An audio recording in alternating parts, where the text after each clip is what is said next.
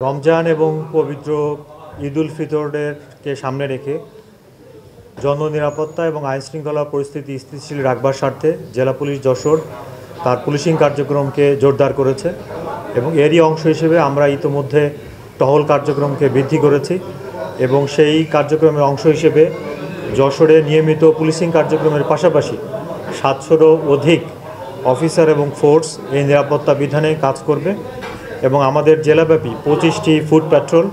60টি mobile party, 13টি picket team এবং 27টি বাইক মোবাইল শহর এবং শহরতলি এবং জেলার বিভিন্ন থানাগুলোতে তারা দায়িত্ব পালন করবে। আমাদের মূল উদ্দেশ্য এই সময়টাতে চুরি, ছিনতাই, ডাকাতি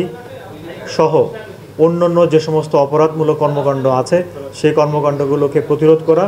এবং যারা এই কাজগুলো করবার চেষ্টা করবে তাদেরকে গ্রেফতার করে আইনের হাতে সোপর্দ করা। এর পাশাপাশি এই সময়টাতে মার্কেট কেন্দ্রিক যাতে কেউ ছিনতাইয়ের মতো ঘৃণ্যতম অপরাধে জড়িত হতে না পারে সেজন্য সাদা পোশাকে একাধিক বিশেষ টিম মাঠে দিনে এবং রাতে কাজ করবে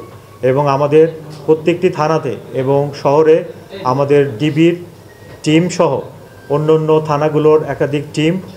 কুইক রেসপন্স টিম হিসেবে অপরাধ নিবারণের জন্য দ্রুত ঘটনাস্থলে পৌঁছানোর জন্য তারা সতর্ক অবস্থানে থাকবে।